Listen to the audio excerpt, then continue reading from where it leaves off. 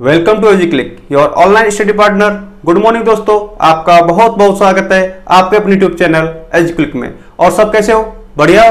तो हमने last class यानी कि सैटरडे को आपका टेस्ट लिया था, तो आपको पता चल गया होगा उसमें आपकी परफॉर्मेंस कैसी रही है। ठीक है, अगर आपसे टेस्ट के क्वेश्चन नहीं हो पाए तो इसका मतलब ये है कि आपकी तैयारी ठीक नहीं चल रही है, आप कम मेहनत कर रहे हैं। अगर आपने पिछली वीडियो नहीं देखी है तो उन वीडियो को देखें, ठीक है, फिर आप उसके बाद टेस्ट दें तो आपको पता चलेगा कि आपकी तैयारी कैसी चल रही है। ठीक है, तो उससे पहले फ्राइडे था। फ्राइडे को मैंने आपको जो प्रश्नावली थी, प्रश्नावली 15 वृत्त की परिधि एवं उसका क्षेत्रफल, वो कंप्लीट कर लिया था मैंने। उसके सारे एग्जाम्पल और जो क्वेश्चन थे प्रश्नावली के वो मैंने कंप्लीट करा दिए थे। ठीक है, तो आपको उसमें कोई भी दिक्कत नहीं आनी है मेरी तरफ से। अगर आपको कोई भी दिक्कत आती है या कोई क्वेश्चन नहीं हो पाता है तो हमें कमेंट करके बताएं, मैं आपको उसका सॉल्यूशन नेक्स्ट क्लास में बता दूंगा। ठीक है, तो अब स्टार्ट करेंगे इस क्लास में नया चैप्टर, चैप्टर नंबर 16।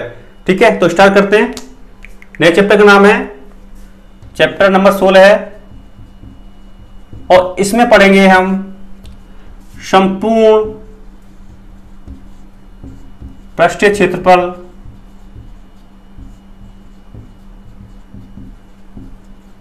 और आयतन। इसमें आकृति दे रखी है, उनका हमें संपूर्ण पृष्ठीय क्षेत्रफल यानी कि सरफेस एरिया एंड वॉल्यूम। आकृति दे रखी है, हमें उनका क्या है, सरफेस एरिया और वॉल्यूम यानी कि आयतन ज्ञात करना है। ठीक है, वो आकृति कौन कौन सी है? घन, घनाभ, गोला, शंकु, बेलन। ठीक है, हमें उनकी क्या है, संपूर्ण पृष्ठीय क्षेत्रफल और उसका आयतन ज्ञात करना है। ठीक है, तो मैं आपको एक नॉलेज जानकारी के लिए बता देता हूं। जो आकृति होती है, जो शेप होती है, वो दो टाइप की होती है। कौन कौन सी? एक 2D टाइप यानी कि 2 डायमेंशनल, यानी कि इसकी दो विमाएं होती हैं। जैसे लंबाई और चौड़ाई हो सकती है, लंबाई चौड़ाई, इसमें क्या दो विमा होती है, लंबाई चौड़ाई। और एक होती है 3D। 3D यानी कि 3 डायमेंशन। 3 डायमेंशन मतलब इसकी 3 विमाएं होती हैं। कौन कौन सी हो सकती हैं? लंबाई, चौड़ाई और इसके साथ क्या हो सकती है, ऊंचाई। 2D में क्या होता है, लंबाई और चौड़ाई होती है और 3D में लंबाई, चौड़ाई, ऊंचाई होती है। ये जो 2D आकृति होती है, इनका केवल क्षेत्रफल निकाल सकते हैं, केवल इनका क्षेत्रफल निकलेगा। ये जो 3D आकृति है उसका क्या निकल सकता है? एक तो पृष्ठीय क्षेत्रफल यानी कि क्षेत्रफल, और इसका आयतन भी निकाला जा सकता है, और आयतन भी इसका निकाला जा सकता है, क्योंकि ये जो आकृति होती है वो 3 विमाओं में होती है। जो आयतन होता है, आयतन क्या होता है? किसी भी आकृति की कैपेसिटी यानी कि क्षमता, ग्रहण करने की क्षमता। जैसे कोई बर्तन होता है किसी भी शेप का, जब उसमें आप पानी भरते हैं तो वो क्या कहलाता है, उसका आयतन कहलाता है। यानी कि इस बर्तन का आयतन कितना है, यानी कि इसमें कितना पानी आ सकता है। आयतन की यूनिट किसमें होती है, यानी इकाई किसमें होती है? इकाई होगी, इसका इकाई का होगा क्यू, यानी कि घन होगा। ये जो इकाई होती है वो किसमें होगी?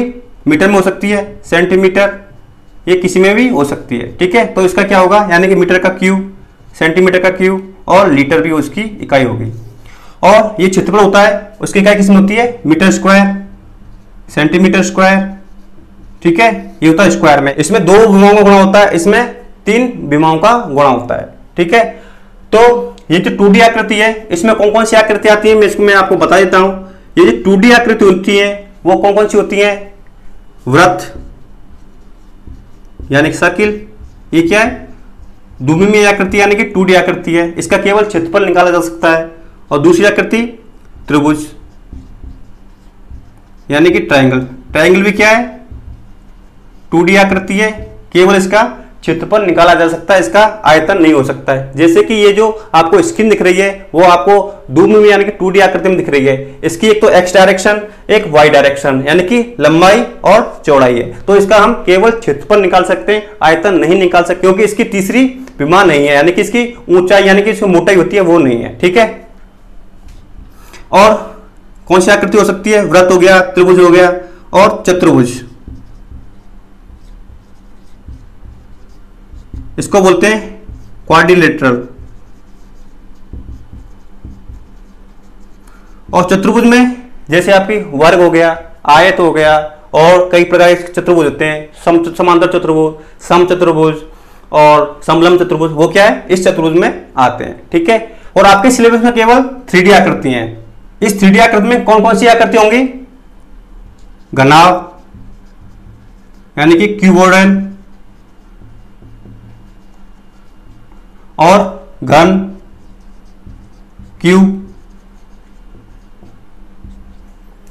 गोला स्फीयर, इसको बोलते हैं स्फीयर, शंकु, कोन और बेलन, सिलेंडर, इसको बोलेंगे सिलेंडर। ठीक है, ये जो आकृति है घनाभ, घन, गोला, शंकु, बेलन, ये क्या है? 3D आकृति है। इनका हम पृष्ठीय क्षेत्रफल और आयतन दोनों निकालेंगे। ठीक है, आपके जो सिलेबस में है वो क्या है? 3D आकृति है, घनाभ है, घन है, गोला है, शंकु है और बेलन है।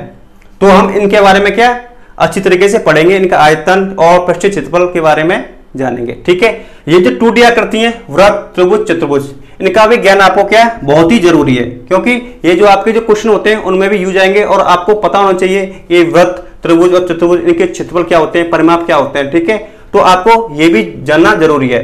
तो मैं आपको पिछली प्रश्नावली 15 में वृत्त के बारे में पढ़ा चुका था, तो यहाँ पे मैं आपको सर्कल यानी कि वृत्त नहीं पढ़ाऊंगा, मैं आपको पढ़ाऊंगा त्रिभुज। त्रिभुज के प्रकार कौन कौन से होते हैं? समकोण त्रिभुज, समबाहु त्रिभुज, समद्विबाहु त्रिभुज और विषमबाहु त्रिभुज। मैं इनके क्षेत्रफल, परिमाप के बारे में बताऊंगा। और चतुर्भुज, चतुर्भुज के अंदर कौन कौन सा आता है? वर्ग आता है। चतुर्भुज होता क्या है? जिसकी 4 भुजा होती हैं, तो इसमें वर्ग, आयत यानी कि रेक्टेंगल, वर्ग यानी स्क्वायर, और समांतर चतुर्भुज। समांतर चतुर्भुज का क्या बोलते हैं? पैरेललोग्राम। समचतुर्भुज, इसको बोलते हैं क्या? रोम्बस। और समलंब चतुर्भुज, इसको बोलते हैं ट्रेपेजियम। ठीक है, तो हम ये जो चतुर्भुज के प्रकार हैं वर्ग, आयत, समांतर चतुर्भुज, समचतुर्भुज और समलंब चतुर्भुज, इनके क्षेत्रफल और परिमाप, इनके बारे में भी अध्ययन करेंगे। ठीक है, तो पहले हम पढ़ेंगे 2D के बारे में, यानी कि वृत्त, त्रिभुज, इनके क्षेत्रफल और परिमाप के बारे में। ठीक है, तो मैं इसको मिटा देता हूं। तो स्टार्ट करते हैं। ये जो वृत्त है, वृत्त तो मैं आपको पढ़ा चुका हूं, त्रिभुज से स्टार्ट करते हैं। ठीक है, तो सबसे पहले पढ़ेंगे हम त्रिभुज के बारे में। त्रिभुज को क्या बोलते हैं इंग्लिश में? ट्रायंगल। त्रिभुज, त्रिभुज होता क्या है? जिसकी 3 भुजा होती हैं और त्रिभुज के तीनों कोणों का मान कितना होता है? 180 डिग्री होता है। ठीक है, तो त्रिभुज का पहला टाइप पढ़ेंगे समकोण त्रिभुज। इसको क्या बोलते हैं? Right angle triangle.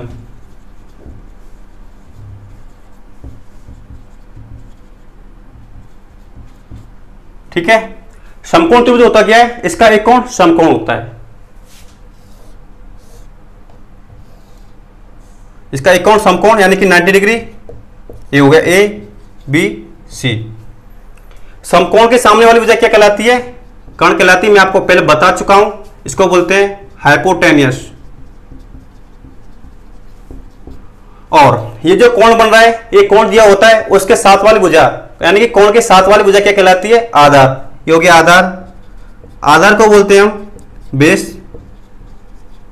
और ये जो अन्य भुजा है वो क्या कहलाएगी? लंब यानी कि परपेंडिकुलर। परपेंडिकुलर। ठीक है, अगर आपको ये कोण दिया होता, मान लेते ये कोण थीटा हुआ दिया हुआ है, तो थीटा के साथ वाली भुजा हो जाती आधार और ये हो जाती लंब। ठीक है, तो आपको क्या है? थीटा दे रखा होता है, उसी के साथ वाली भुजा क्या कहलाती है? आधार कहलाती है। आपको ये ध्यान में रखना है। ठीक है, तो इसके हम क्षेत्रफल और परिमाप के बारे में जानेंगे। इसमें एक पाइथागोरस प्रमेय यूज होती है।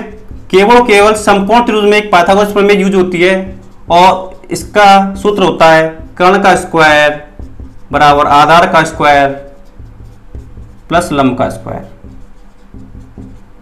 ठीक है, यानी कि कर्ण का स्क्वायर बराबर आधार का स्क्वायर प्लस लंब का स्क्वायर। ये जो कर्ण होती है इस त्रिभुज की सबसे बड़ी भुजा होती है। ठीक है, योगी पाइथागोरस में ये केवल समकोण त्रिभुज में काम में आती है। अब देखेंगे इसके क्षेत्रफल के बारे में, यानी कि त्रिभुज का क्षेत्रफल। त्रिभुज के क्षेत्रफल का एक जनरल फॉर्मूला होता है, वो क्या होता है? 1/2 आधार गुणा ऊंचाई। ये जो फॉर्मूला है वो सभी प्रकार के त्रिभुज में काम में आता है। अगर आपको त्रिभुज का आधार और ऊंचाई पता है तो आप इजीली क्या है इसका क्षेत्रफल आराम से निकाल सकते हो। इसका एक और फॉर्मूला होता है जनरली, इसे बोलते हैं हीरो का सूत्र। ये हीरो को साइंटिस्ट था, उसने सूत्र प्रतिपादित किया था इस त्रिभुज के क्षेत्रफल को ज्ञात करने का। तो त्रिभुज इसके अनुसार जो त्रिभुज का क्षेत्रफल का फॉर्मूला होता है, ये क्या है, ये जो फॉर्मूला है वो सभी प्रकार के त्रिभुज में काम में आ सकता है। अगर आपको इस त्रिभुज की तीनों भुजाएं पता हो तो आप इजीली इसका क्षेत्रफल निकाल सकते हैं। तो इसका सूत्र क्या होता है, √s into s minus A, s minus B और s माइनस सी। ठीक है, यहां पे s क्या है, s होता है a प्लस बी प्लस सी बट्टे 2। यहां पे a, b और c, यहां पे a, b और c क्या है, त्रिभुज की भुजाएं हैं। त्रिभुज की भुजाएं की इसको मान लेंगे a, इसको मान लो b और इसको मान लो c। ये क्या होगी, इस त्रिभुज की तीन भुजा होगी a b c। तो हीरो का सूत्र से त्रिभुज का क्षेत्रफल निकाला जा सकता है। इसका सूत्र होता है √s into s minus A, s minus B, s minus C. और यहाँ पे s होता है वो तीनों भुजाओं का योग का आधा होता है। ठीक है, तो ये हो गए त्रिभुज के क्षेत्रफल निकालने के दो फॉर्मूले। एक होता है 1/2 आधार गुणा ऊंचाई और एक होता है हीरो के सूत्र से √s into s minus A, s minus B और s माइनस टी। ठीक है, और इसका परिमाप, त्रिभुज का परिमाप,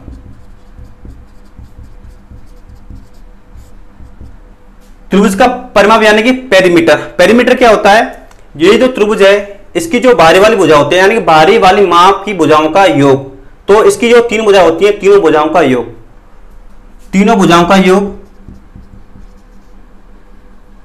भुजाओं का योग क्या कहलाता है, परिमाप कहलाता है। तो इसकी तीन भुजा कौन सी है, a प्लस बी प्लस सी के आधार का आधार प्लस लंब प्लस कर्ण, ये हो गया समकोण त्रिभुज का परिमाप। ठीक है, तो आपको ये समकोण त्रिभुज यानी कि राइट एंगल ट्रायंगल समझ में आ गया होगा, इसका परिमाप और क्षेत्रफल कैसे निकालते हैं। ठीक है, तो इसको नोट करो। अब आगे नेक्स्ट जो आपका त्रिभुज है समबाहु त्रिभुज, उसके बारे में पढ़ेंगे। अब पढ़ेंगे त्रिभुज का दूसरा प्रकार समबाहु त्रिभुज।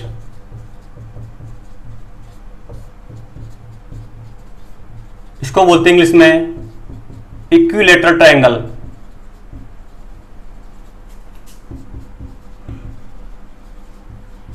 ठीक है, समबाहु त्रिभुज क्या होता है, जिसकी तीनों भुजाएं क्या है, समान होती है, यानी कि सम यानी कि समान, बाहु मतलब भुजा, इसकी तीनों भुजाएं क्या है, समान होती है।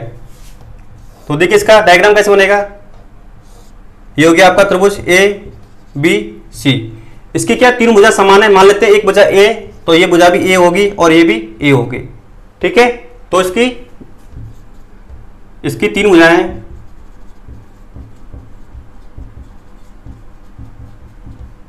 समान होती हैं। ठीक है, और आपको पता होगा कि समान भुजाओं के सामने वाले कोण क्या होती हैं, समान होते हैं। समान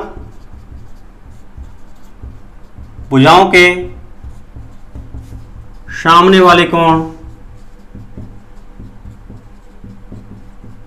समान होते हैं यानी बराबर होते हैं।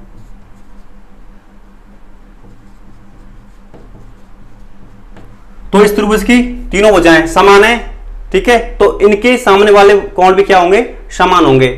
तो आपको पता है त्रिभुज के तीनों कोणों का योग कितना होता है, 180 डिग्री का है। ठीक है, ये तीनों कोण क्या है, समान है, क्योंकि समान भुजाओं के सामने वाले कोण समान होते हैं। तो ये कोण हो जाएंगे 60 डिग्री के, ये भी 60 डिग्री का, ये भी 60 डिग्री का और ये भी 60 डिग्री का। तो यहां से पता चलता है इस त्रिभुज के तीनों कोण समान होते हैं, अर्थात 60 डिग्री के होते हैं। ठीक है, आपको तो पता चल गया। अब निकालेंगे इनका क्षेत्रफल। तो त्रिभुज का क्षेत्रफल, तो मैंने आपको बताया था कि त्रिभुज का क्षेत्रफल निकालने के लिए एक जनरल फॉर्मूला यूज में आता है, वो क्या होता है, 1/2 आधार गुणा ऊंचाई। ठीक है, ये हो गया त्रिभुज का आधार और इसकी ऊंचाई। जो त्रिभुज की ऊंचाई होती है, ऊंचाई क्या होती है, इस त्रिभुज की सबसे लंबी लंबवत दूरी, यानी कि इस त्रिभुज की सबसे लंबवत दूरी, तो ये हो जाएगी ऊंचाई। यानी कि 90 डिग्री का कोण बना हुआ होना चाहिए, यानी कि वही लंबवत कहलाएगी। और सबसे लंबी दूरी, ठीक है, ऐसा नहीं है कि आप यहां से कोई लंब डाल दो, तो ये सबसे लंबी दूरी नहीं है, तो ये क्या है, इस त्रिभुज की ऊंचाई नहीं होगी, तो ऊंचाई वही होगी सबसे अधिक लंबी लंबवत दूरी, वो क्या कहलाती है, त्रिभुज की ऊंचाई कहलाती है। ये हो जाएगी त्रिभुज की ऊंचाई। ठीक है, इसको मान लेते हैं h। तो त्रिभुज का क्षेत्रफल हो जाएगा 1/2 आधार, आधार यानी कि a और ऊंचाई h। ठीक है, ये हो गया त्रिभुज का क्षेत्रफल। और एक और फॉर्मूला होता है त्रिभुज का क्षेत्रफल निकालने के लिए, मैंने आपको समकोण त्रिभुज में बताया था हीरो का सूत्र, उससे भी आप इस त्रिभुज का क्षेत्रफल निकाल सकते हैं। ठीक है, आप निकालेंगे तो इस सूत्र में क्या है, h है, तो h का मान कैसे निकालेंगे, हाइट का मान। ये हो गया समकोण त्रिभुज, इसको मान लेते हैं c से लंब डाला, ये हो गया d, तो c d b, एक क्या समकोण त्रिभुज हो गया। ये हो गया इसका आधार। ये जो लंब है वो क्या लंब समुद्रभाजक का कार्य करेगा। आपको ध्यान रखना है कि समुद्रभाजक त्रिभुज और समबाहु त्रिभुज में ये जो लंब होता है वो क्या लंब समुद्रभाजक का कार्य करता है। लंब समुद्रभाजक मतलब कि ये क्या लंबी हो गया, यानी कि 90 डिग्री का कोण भी बनाएगा, और इस सामने वाली भुजा को क्या है, 2 बराबर भागों में बांटेगा। तो ये जो CD है लंब समुद्रभाजक, ये क्या करेगा, 90 डिग्री का कोण बनाएगा और इस भुजा को 2 बराबर भागों में क्या है, विभाजित करेगा।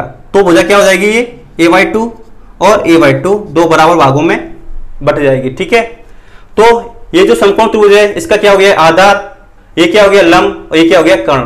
तो यहां से पाइथागोरस प्रमेय लगाएंगे, तो पाइथागोरस प्रमेय लगाते हैं तो क्या होती है, कर्ण का स्क्वायर बराबर आधार का स्क्वायर प्लस लंब का स्क्वायर। ठीक है, तो यहां पे कर्ण क्या है, कर्ण a है तो a का स्क्वायर, और आधार क्या है, a/2, तो a/2 का स्क्वायर प्लस लंब क्या है, h, तो h का स्क्वायर। तो यहां से क्या h स्क्वायर निकाल लेंगे, तो h स्क्वायर बराबर इसका क्या हो जाएगा, सर पंचांतरण हो जाएगा, तो a स्क्वायर माइनस a/2 का होल स्क्वायर। ठीक है, तो यहां से h स्क्वायर आ जाएगा, a स्क्वायर माइनस और a/2 इसका स्क्वायर करेंगे तो क्या जाएगा, a स्क्वायर और 2 का स्क्वायर 4, तो इसका ले लेंगे एलसीएम, तो एलसीएम आ जाएगा 4, तो यहां से आ जाएगा 4a square minus a square. ठीक है, तो यहां से आ जाएगा h स्क्वायर बराबर 4a square minus a square, 3a square बट्टे में क्या है 4। ठीक है, यहां पे h स्क्वायर है तो हमें h का मान निकालना है, तो इसका ले लेंगे दोनों साइड वर्गमूल, तो h स्क्वायर का वर्गमूल लेंगे तो h, और इसका वर्गमूल लेंगे यानी कि अंडर रूट लेंगे, तो 3 का वर्गमूल √3, और a स्क्वायर का वर्गमूल लेंगे तो स्क्वायर से वर्गमूल कैंसिल हो जाएगा, तो क्या आ जाएगा इंटू a बट्टे में क्या है 4, तो 4 का वर्गमूल क्या होता है, 2 होता है। ठीक है, तो आपका जो h है वो ऊंचाई त्रिभुज की, समबाहु त्रिभुज की ऊंचाई, यानी कि h बराबर हो जाएगी √3/2, और यहां पे a क्या है, a इस त्रिभुज की भुजा है, तो भुजा, तो त्रिभुज की ऊंचाई क्या हो जाएगी, h बराबर √3/2 गुणा भुजा। ठीक है, तो यहां से मान रख देंगे किसका, h का, तो यहां से आएगा 1/2 गुणा a, h का मान क्या है यहाँ पे √3/2 गुणा a इसकी भुजा, तो यहां से इसको सॉल्व करते हैं, क्या जाएगा 1 का गुणा √3 से तो √3, और a इंटू a, तो क्या हो जाएगा a स्क्वायर बट्टे 2 गुणा 2 4, तो यहां से आ जाएगा √3/4 इंटू a स्क्वायर। ठीक है, तो उसको मैं ऐसे भी लिख सकता हूं √3/4, यहां पे a स्क्वायर क्या है, a क्या है, इस त्रिभुज की भुजा है, तो इसका हो जाएगा भुजा स्क्वायर। ठीक है, तो इस त्रिभुज का क्षेत्रफल क्या हो जाएगा, √3/4 गुणा भुजा का स्क्वायर। ठीक है, ये हो गया समबाहु त्रिभुज का क्षेत्रफल।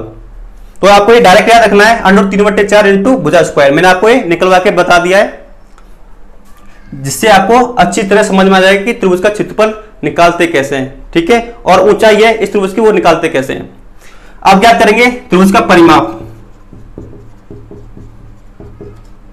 त्रिभुज का परिमाप क्या होता है, तीनों भुजाओं का योग। इसकी 3 भुजा क्या है, a a a, यानी कि 3 भुजा समान है, तो इसका परिमाप हो जाएगा a प्लस a, यानी कि 3a।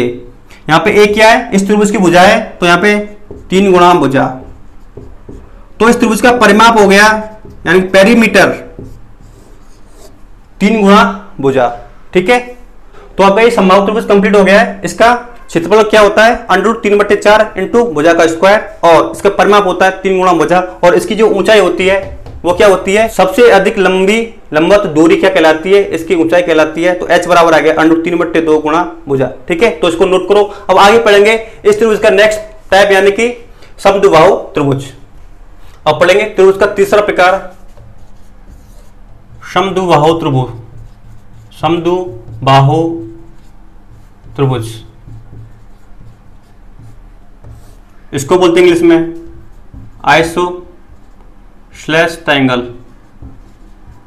ठीक है, तो समद्विबाहु आपको नाम से पता चल रहा होगा, इसकी दो भुजाएं क्या बराबर होती हैं। तो ये हो गया समद्विबाहु त्रिभुज ए बी सी। इसकी क्या दो भुजा बराबर होती हैं, ये दो भुजाएं ये बराबर मान लेते हैं, ये मान लेते हैं ए, ये भी ए, और इसकी तीसरी भुजा को मान लेते हैं बी। ठीक है, तो समद्विबाहु त्रिभुज किसको बोलते हैं, इसकी दो भुजाएं समान होती हैं। ठीक है, मैंने आपको पिछले जो ट्रायंगल होता है उसमें बताया था कि समान भुजाओं के सामने वाले कोण क्या होते हैं, बराबर होते हैं। ठीक है, ये जो समान भुजाएं हैं इसके सामने वाले कोण, इसका ये कोण मान लेते हैं, इसको x मान लेता हूं, और ये जो सामने वाली भुजा है और इसके वाला कोण क्या हो जाए x, यानी कि समान भुजाओं के सामने वाले कोण क्या होते हैं, बराबर होते हैं। तो इसके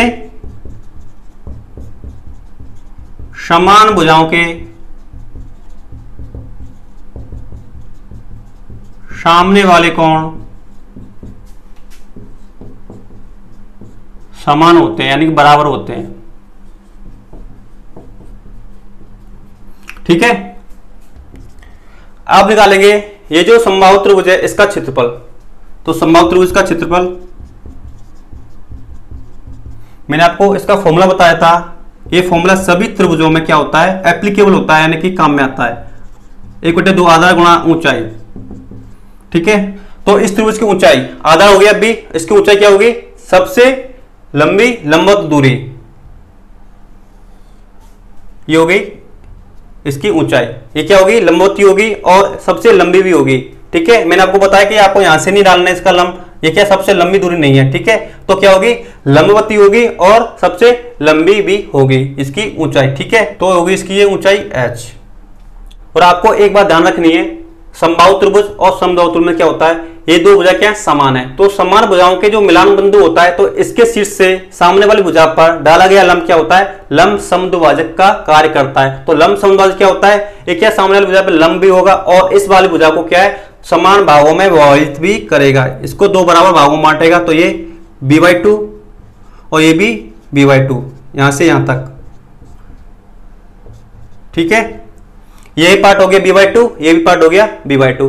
तो ये क्या यहाँ पे समकोण है, 90 डिग्री है। तो ये त्रिभुज क्या हो जाएगा, C, इसको मान लेते हैं D बिंदु, ये पॉइंट है, इसको मान लेते हैं D बिंदु। तो CDB एक क्या हो गया, एक समकोण त्रिभुज हो गया। तो इस समकोण त्रिभुज में लगा देंगे पाइथागोरस प्रमेय। ये हो गया इसका आधार क्या है, इसका मान क्या है b/2, ये हो गया कर्ण A, और h हो गया इसका ऊंचाई, यानी कि लंब हो गया। तो यहां से जब पाइथागोरस प्रमेय लगाएंगे तो यहां से क्या है, कर्ण का स्क्वायर बराबर लंब का स्क्वायर प्लस आधार का स्क्वायर। तो यहां से निकाल लेंगे कर्ण यानी कि h है, उसका मान निकाल लेंगे। ठीक है, तो यहां से आपका जो ऊंचाई है त्रिभुज की उसका मान आ जाएगा। और आधार तो आपको पता है, आधार क्या है, ए बी यानी कि b। ठीक है, तो यहां से क्या है, आधार का मान निकाल लेंगे।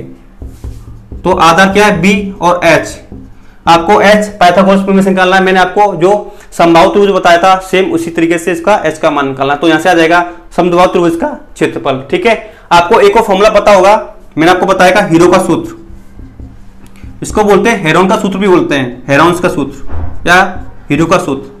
इसका सूत्र क्या होता है, √s into s minus A into s minus B into s minus C. ठीक है, यहां पे जो s है, s क्या है, a प्लस बी प्लस सी।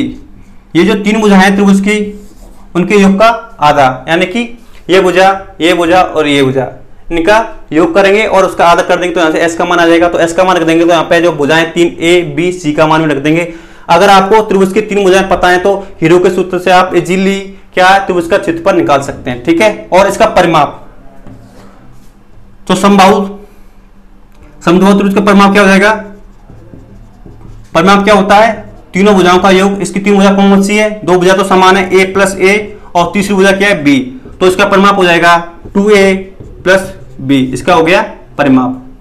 ठीक है, तो आपको पता चल गया होगा समद्विबाहु त्रिभुज होता क्या है। इसकी दो भुजा समान होती है, इसके समान भुजाओं के सामने वाले कोण क्या होते हैं? बराबर होते हैं। ठीक है, और त्रिभुज का क्षेत्रफल कैसे निकालते हैं? 1/2 आधार गुणा ऊंचाई। h कैसे निकालेंगे? इस समकोण त्रिभुज में क्या निकाल देंगे? पाइथागोरस में से h का मान निकाल लेंगे। ठीक है, और h का मान क्या है? इस फॉर्मूले में लिख देंगे तो यहां से आएगा त्रिभुज का क्षेत्रफल आ जाएगा। ठीक है, और हीरो का सूत्र, अगर आपको इस त्रिभुज की तीनों भुजाएं पता है तो आप हीरो का सूत्र भी यूज कर सकते हैं क्षेत्रफल निकालने के लिए। ठीक है, तो अब पढ़ते हैं नेक्स्ट ट्रायंगल, यानी कि नेक्स्ट त्रिभुज पढ़ेंगे विषमबाहु त्रिभुज। ठीक है, तो इसको नोट करो। तो अब पढ़ेंगे नेक्स्ट त्रिभुज का अगला टाइप विषमबाहु त्रिभुज।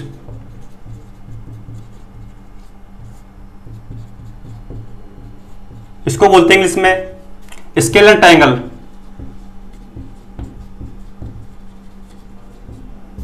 आपको पता ही चल रहा है नाम से विषमबाहु, यानी कि विषम यानी कि जिसकी जो भुजाएं क्या है सभी अलग अलग हैं, विभिन्न प्रकार की, अलग अलग माप की हैं।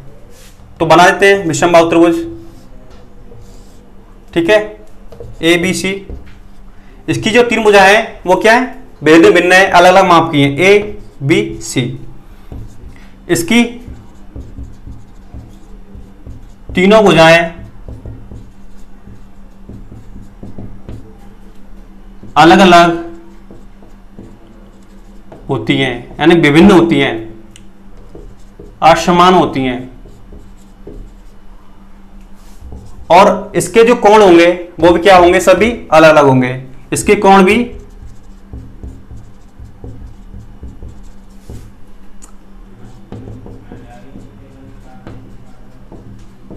यानी कि अलग अलग माप के होंगे। ठीक है, तो इसका क्षेत्रफल कैसे याद करेंगे? विषमबाहु त्रिभुज का क्षेत्रफल मैंने आपको त्रिभुज के दो फॉर्मूले बताए थे। एक होता है 1/2 आधार गुणा ऊंचाई। तो इस त्रिभुज का आधार हो जाएगा b, और इसकी ऊंचाई मैंने आपको ऊंचाई बताई थी, सबसे लंबी लंबवत दूरी योगी लंबवत दूरी। ये क्या करेगी? इस भुजा पे लंब होगी, यानी समकोण बनाएगी। और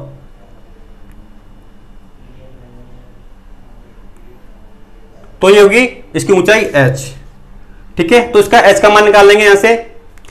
तो यहां से हो जाएगा 1/2 आधार क्या है? b, और ऊंचाई h।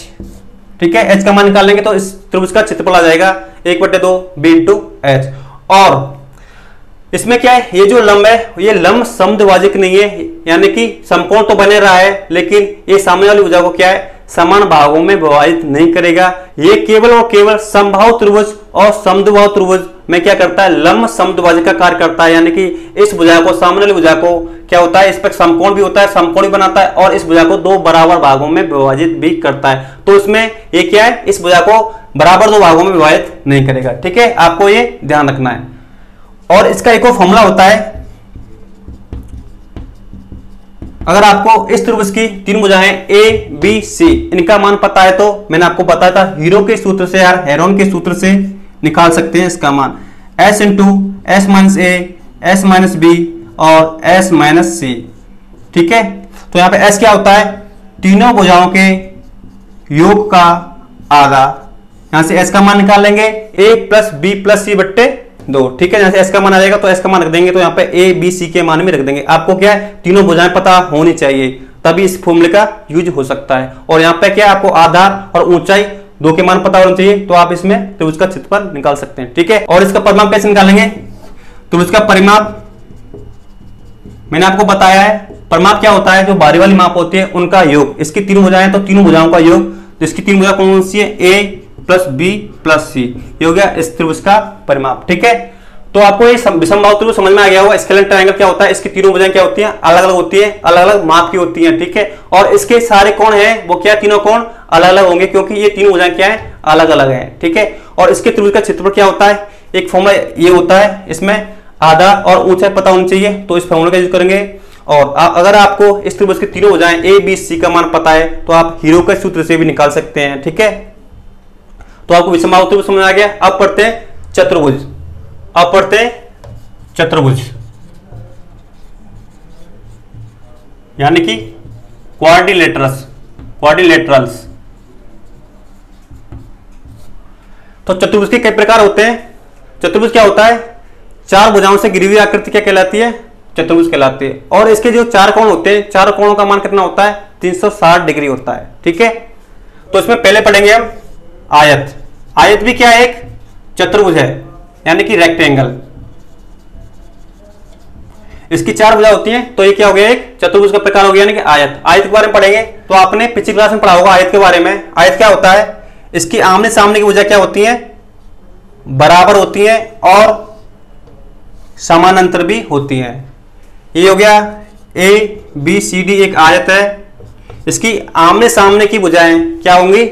समानांतर होंगी और बराबर भी होंगी। ठीक है, तो ये भुजा इसके बराबर और ये जो आमने सामने भुजाएं बराबर होंगी और समानांतर भी होंगी, तो ये भुजा इसके समानांतर और बराबर। ठीक है, तो आयत क्या होता है? आमने सामने की भुजाएं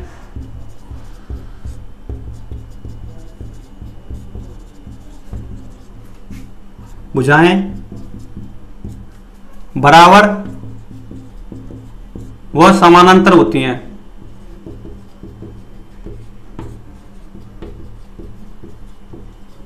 और इसके जो कोण है वो सभी क्या है? बराबर होते हैं और समकोण होते हैं, यानी कि 90 डिग्री के कोण बनाते हैं। ये जो कोण है इसके चार कोण वो क्या है? समकोण होते हैं, यानी कि 90 डिग्री के होते हैं।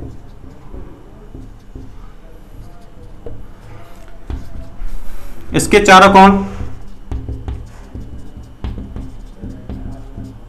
बराबर अर्थात 90 डिग्री के, यानी कि समकोण होते हैं। और इस आयत की क्या क्या विशेषता होती है? ये जो इसके विकर्ण है, विकर्ण क्या होते हैं? समानांतर भुजाओं के सम्मुख शीर्षों को मिलाने वाली भुजा क्या कहलाती है? विकर्ण कहलाती है। तो सम्मुख शीर्षों को मिलाने पर ये क्या हो गए? इसके विकर्ण हो गए। ये जो विकर्ण है इस आयत के एक दूसरे को समद्विभाजित करते हैं, यानी कि समान दो बराबर भागों में बांटते हैं। तो इसका विकर्ण क्या करेगा? ये भाग इसके बराबर होगा और ये भाग इसके बराबर होगा। आयत के जो विकर्ण है ये भी क्या बराबर है, तो ये जो पार्ट हो जाएंगे वो क्या है? सभी बराबर हो जाएंगे। ठीक है, मैंने क्या बताया आपको? इसके विकर्ण बराबर होते हैं और एक दूसरे को समद्विभाजित करते हैं, यानी कि समान दो भागों में क्या करते हैं? विभाजित करते हैं। ठीक है, तो ये हो गया इसके विकर्ण। अब निकालेंगे इस आयत का क्षेत्रफल, परिमाप और विकर्ण की लंबाई। तो पहले निकालते हैं आयत का क्षेत्रफल। तो आपको पता है आयत का क्षेत्रफल क्या होता है? चतुर्भुज का जो क्षेत्रफल होता है वो क्या होता है? लंबाई गुणा चौड़ाई। लंबाई गुणा चौड़ाई, ये हो गया आयत का क्षेत्रफल। और इसका परिमाप यानी कि पेरीमीटर। पेरीमीटर क्या होता है? इसकी बाहरी वाली माप का योग, यानी कि चारों भुजाओं का योग। तो इसकी चार भुजा कौन सी है? मान लेते हैं ये भुजा ए है, ये भी ए होगी, यानी आमने सामने वाली भुजा क्या होती है? बराबर होती है। और ये भी बी है तो ये भी बी होगी। तो इसका परिमाप हो जाएगा a plus B plus B, यानी कि 2a प्लस 2b। दो कॉमन ले लेंगे तो क्या आ जाएगा? a plus B. ठीक है, ये हो गया इसका परिमाप। और ये विकर्ण है इसकी क्या है? लंबाई ज्ञात करनी है। यहां पे क्या समकोण 90 डिग्री कोण बन रहा है, तो ABC क्या हो जाएगा? समकोण त्रिभुज हो जाएगा। और इस समकोण त्रिभुज का ये हो जाएगा आधार, ये क्या हो जाएगा? लंब हो जाएगा। और ये हो जाएगा इसका कर्ण। तो कर्ण क्या है? डायगोनल, यानी कि विकर्ण है। तो विकर्ण की लंबाई निकालेंगे यहां से। विकर्ण की लंबाई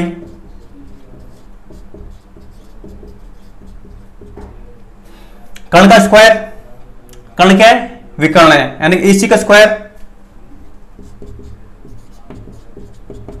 लंब का स्क्वायर BC स्क्वायर प्लस आधार का स्क्वायर AB स्क्वायर।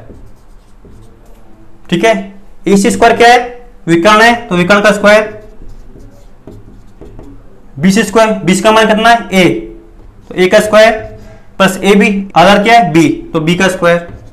तो ऐसे विकर्ण का आ जाएगा, इसका ले लेंगे वर्गमूल, तो वर्ग से वर्गमूल कैंसिल हो जाएगा, तो दोनों साइड वर्गमूल लेंगे तो क्या आ जाएगा, विकर्ण बराबर क्या आ जाएगा, अंडर रूट ए स्क्वायर प्लस बी स्क्वायर। ए क्या है इसका, यहां पे ए है लंबाई, लंबाई का स्क्वायर प्लस बी क्या है इसकी चौड़ाई, चौड़ाई का स्क्वायर। तो विकर्ण की जो लंबाई है वो कितनी आ गई है, अंडर रूट लंबाई का स्क्वायर प्लस चौड़ाई का स्क्वायर। ठीक है, तो ये हो गया आयत। आयत की आमने सामने भुजाएं क्या होती है, बराबर व समानांतर होती हैं, और इसके चार कोणों का मान क्या होता है, बराबर होता है, और इन कोणों का मान कितना होता है, 90-90 डिग्री होता है। और इसके विकर्ण क्या होते हैं, इसके दो विकर्ण होते हैं, ये क्या होते हैं, बराबर होते हैं, और एक दूसरे को क्या करते हैं, समद्विभाजित करते हैं, यानी कि समान बराबर भागों में क्या है, विभाजित करते हैं। तो इसका क्षेत्रफल, क्षेत्रफल क्या होता है, लंबाई गुणा चौड़ाई। परिमाप क्या होता है, चार भुजाओं का योग, यानी कि 2 गुणा ए प्लस बी। ए क्या है इसकी लंबाई है, प्लस बी क्या है चौड़ाई। तो इस आयत की परिमाप क्या हो जाएगा, 2 गुणा लंबाई धन चौड़ाई। और विकर्ण की लंबाई, तो विकर्ण की लंबाई क्या हो जाएगी, समकोण दूरी लगा देंगे, तो इसमें कर्ण का स्क्वायर बराबर लंब का स्क्वायर प्लस आधार स्क्वायर। तो यहां से कर्ण का मान आ जाएगा, विकर्ण है अंडर रूट लंब का स्क्वायर प्लस चौड़ाई का स्क्वायर। ठीक है, ये हो गया आपका आयत।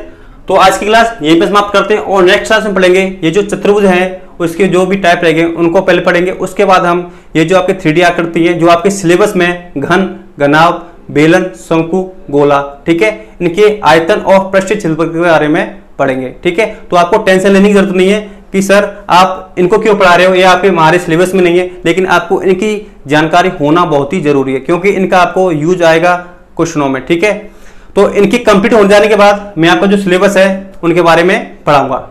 ठीक है, तो इस वीडियो को लाइक करें, और जिन्होंने अभी तक हमारे चैनल को सब्सक्राइब नहीं किया है वो चैनल को सब्सक्राइब करें, और साथ में बेल आइकन दबाना ना भूलें, जिससे चैनल की जो लेटेस्ट अपडेट होती है उसके बारे में आपको पता चल सके।